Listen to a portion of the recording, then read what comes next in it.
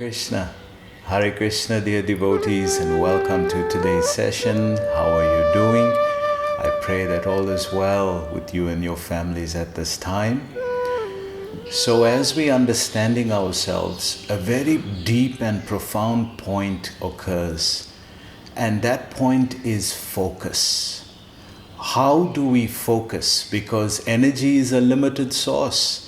And whatever energies we have mentally, physically in strength, mentally in strength, it gets depleted very quickly. So if we can learn the art of focus, that art of focus is the most powerful quality one can develop at the level of buddhi, at the level of the mind. And that skill set to be able to focus in difficult times, although things around you are completely in trauma, although internally you are completely distraught, but still within yourself you find the courage to be focused. That ability to do that separates genuinely a person's ability to progress or to regress. It is a very defining feature. If you learn the skill and the art of how to focus, despite whatever is happening, that could be your biggest asset to life. That could be the most powerful thing that could empower you from the physical, subtle, and spiritual level. And we sing today that most important principle of life is being taught by Krishna. Very early in Srila Prabhupada's life, when everything was going wrong in his life, when nothing worked out for him, whatever he tried, he read this particular verse. He took shelter of this particular verse. And meditating on this verse, he developed this one-pointed zeal, this one-pointed focus on just trying to do his best, despite the circumstances, just to please his spiritual master and do something for Lord Krishna. My spiritual master, he is calling. He said that he would like to go to America. I said, are you crazy? The old man, you are going to die. Someone told you the story, you wouldn't believe it. Hare Krishna, Krishna Krishna, Hare Hare. He's 70 years old, he has no money, he's starting an effort, and it turns into an international movement.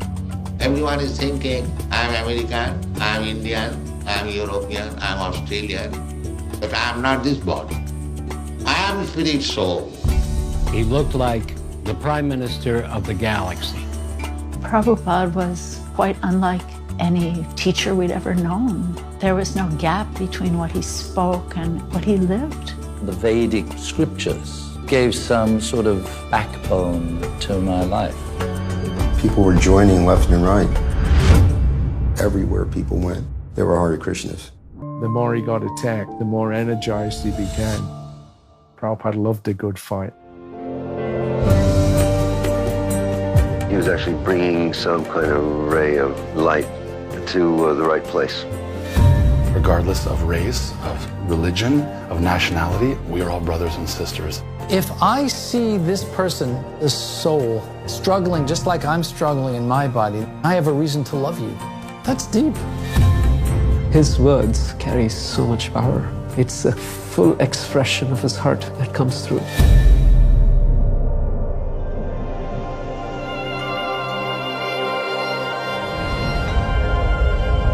The perfection of this life is to understand oneself.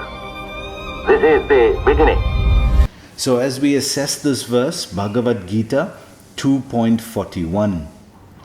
Viva Satmica buddhir ekhe kuru nandana bahushaka hayanantascha buddhiyor vivasyayam. Translation: those who are on this path are resolute in purpose. So you remember Krishna was talking about buddhir, and then we spoke about buddhi yoga. Buddhi is the mind or intelligence, and connecting that in yoga to the Supreme becomes buddhi yoga, or the practice of connecting the mind and intelligence to the spiritual platform. So Krishna is speaking further on this now, and he's describing the mindset which will develop the skill set to handle the world outside. What is that mindset? That mindset is resolute determination. It's resolve. It's one-pointed focus. Unless one has that skill set of focusing on something and becoming resolved, it's going to be very difficult to achieve anything in life. So Krishna is clearly defining right at the beginning that this is a different kind of path. Therefore, it requires a different kind of mind. You can't use the same mindset that you had on the bodily level and expect it to work at this level. This is what we try to do. We try to change the mind at the bodily level, and that is determination. But we see after some while that fades out, right? But if you have resolve, it's a deeper level of tapping yourself. It's a deeper level of connecting to yourself. Why? Because this level is connected from the spiritual platform. It's yoga. So it gives you a deeper connection. It gives you more strength to handle the outer bodily level. Therefore, one becomes a more efficient person in their decisions about life and the path to traverse on this journey.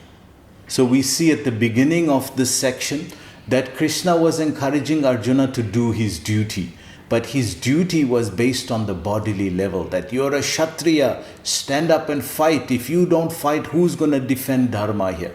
So that level of duty was still based on the body. Therefore, it had dual result, good and bad, happiness and distress, victory and gain. But this level Krishna is talking now, this is also duty. But now this is connected to yoga. This is connected on the spiritual platform.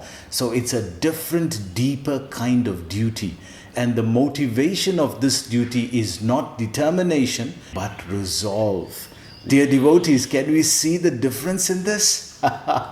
Can you automatically feel the power that's coming from the two different words? One determination and the other resolve. It's two different paradigms of connecting. One is at the bodily level, determination. The other is at the spiritual platform, resolve. So this consciousness at the spiritual level or resolve, Srila Prabhupada calls that Krishna consciousness. That when one is connected on the spiritual platform, that is called Krishna consciousness. And the activity on that platform is called devotional service. So he goes on, and their aim is one. Yes. So how do they develop this one-pointed aim? It's because they only focused on one thing, and that is the Supreme Personality of Godhead. Because they focused on the Supreme Personality of Godhead on the spiritual platform, their resolve is one. Their aim becomes one. They simply want to connect with, and because that is a person, they simply want to please him. This is the result of connecting on the spiritual platform. That they're developing resolve because they're connecting on the spiritual platform, and their aim is one, simply to please the Supreme Personality of Godhead. And just by doing that, all perfection is achieved. Because now we're acting, thinking, feeling, living, existing, everything on the soul level. And if we're doing that, this is the fundamental basis of our existence. Beyond the body is the mind and intelligence, and beyond that is the soul. So what we're learning is how does the soul act, think, behave, connect, work, all these things. How does the soul do that? That is Viva Satmica Buddhi. That is the consciousness that the soul develops. That is the consciousness that the person develops at the level of the soul. When they are connecting to life at the level of the soul, that consciousness then becomes Krishna consciousness, and that activity then becomes devotional service, a connection of love. So he goes on, O beloved child of the Kurus, the intelligence of those who are irresolute is many-branched. Yes, so now he's giving a comparison that those who have the Viva Satmica consciousness, their mind is just focused on the Supreme Being. But those who are having the problems of life, why it's happening? Because your mind is irresolute. It is focused in so many different ways. You are not connecting to the source of everything. You are connecting to the different parts of creation. And therefore your experience also becomes irresolute. So this is the famous example in the Upanishads of watering the tree.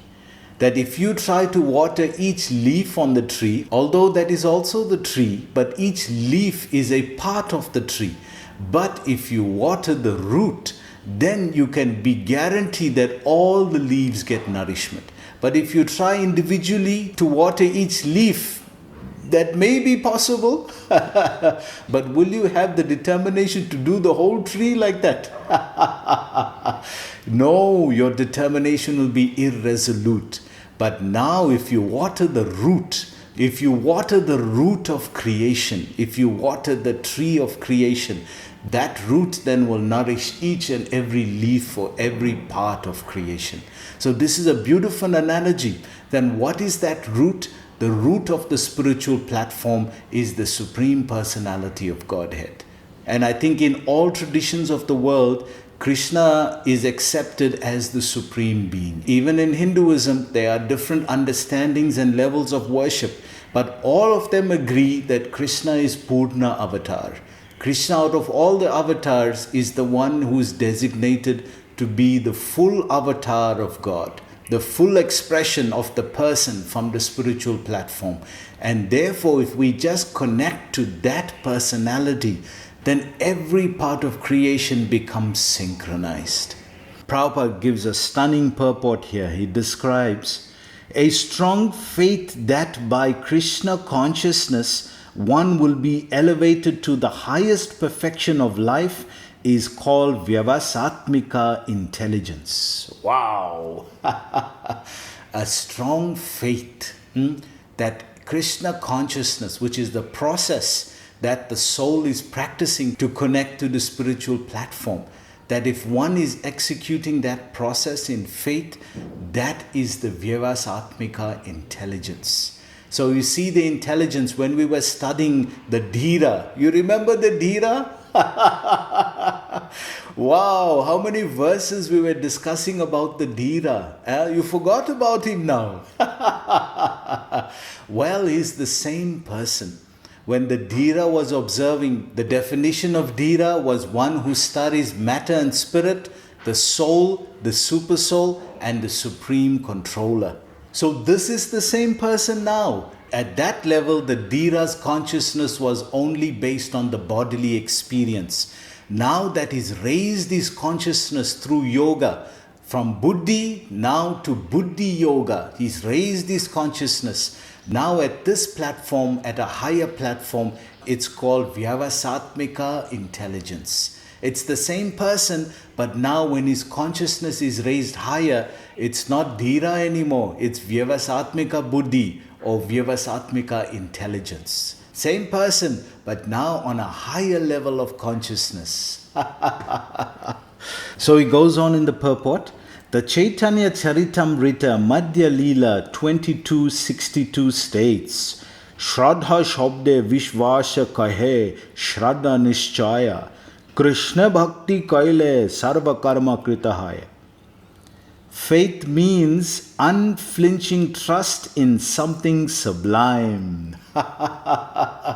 This is the definition of faith given in Bhagavad Gita. What is it? It's unflinching trust in something sublime. So it's two parts to this. So the activity is trust and the nature is sublime. So the understanding of the person, the Vivasatmika person, has changed. He's understood now that I'm part of a bigger picture. I'm part and parcel of the bigger picture. I'm just like the leaf on the tree is also the tree, but until you look at the whole tree, then only you can appreciate the one leaf. So it's part of the tree. So that one leaf is part and parcel of the tree. Just like that, the Viva Satmica person is understanding that I'm part of a cycle, and that different features of life are rotating in different cycles, at different revolutions, at different speeds. So if I'm going to understand life, I need to understand how life is working in different cycles. We discussed this, right, in good and bad karma, that we have a bad cycle and then we have a good cycle. So that's only one feature of life. Life has multiple features. The karma feature, the body feature, the universal feature, the creation, so many different features that life operates on, and each of those work in a cycle. When the universal feature works as a cycle, we get seasons. When the body works as a cycle, we get birth, disease, old age, and death. So when the soul then is connecting to these cycles, he begins to see, he begins to get a revelation. He begins to understand his part in the whole cycle of life. And that part is the servant of God. If that is the foundation of all the cycles and of your assessment of life, the Viva Satmica intelligence, then you'll start to see that you are the eternal servant of God. And once that has clicked, and once you've realized this by direct perception of the self, then you're acting from the soul platform in yoga to the Supreme Being. So he goes on, when one is engaged in the duty of Krishna consciousness. So again, that is the process. Krishna consciousness is the process. It's the yoga that connects the soul to the spiritual platform and therefore connecting to the Supreme Spiritual Being. The Lord taught Bhagavad Gita to Arjuna because Arjuna was a devotee of the Lord, a direct student, and his intimate friend. Therefore, a person with qualities similar to Arjuna's is best qualified to understand the Gita. That is to say, one must be a devotee in a direct relationship with the Lord. Arjuna was in a relationship with the Lord as friend. Of course, there is a gulf of difference between this friendship and the friendship found in the material world. This is transcendental friendship, which cannot be had by everyone. Bhagavad Gita should be taken up in a spirit of devotion. We should not think ourselves equal to Krishna, nor should we think that Krishna is an ordinary person or even a very great person. So according to the statements of Bhagavad Gita, or the statements of Arjuna, who is trying to understand Bhagavad Gita, we should at least theoretically accept Sri Krishna as the Supreme Personality of Godhead, and with that submissive spirit, we can understand Bhagavad Gita. For the non-devotee, it is very difficult to understand Bhagavad Gita because it is a great mystery. Anyone can become fit for understanding the Bhagavad Gita because the Bhagavad Gita is knowledge that is meant for everyone. Now, what do we mean by fitness in the context of comprehending the Gita's message? This fitness is not physical fitness in terms of the muscles that one has. This fitness is actually the fitness of the heart, of the head and the heart. The Bhagavad Gita is a message that speaks to the heart through the head. So it is a philosophical message, but it is not just a philosophical message. It is a transformational message. And those who are ready to wrestle with life's fundamental questions of identity and destiny. Okay, who am I really? I have a name, but my name can be changed. I have a dynasty, but I could well have been born in some other dynasty. I have a nationality, I can change my nationality. So if I go beyond all these layers of identification, what is it that remains? And once I come to the core of who I am, then I can discover what I am meant to do. So for people who want to go to the deepest layer of their being and know what is the best contribution that they can make to the world, springing from the deepest core of their being. They are fit to receive the Bhagavad Gita's message both in terms of the head and the heart.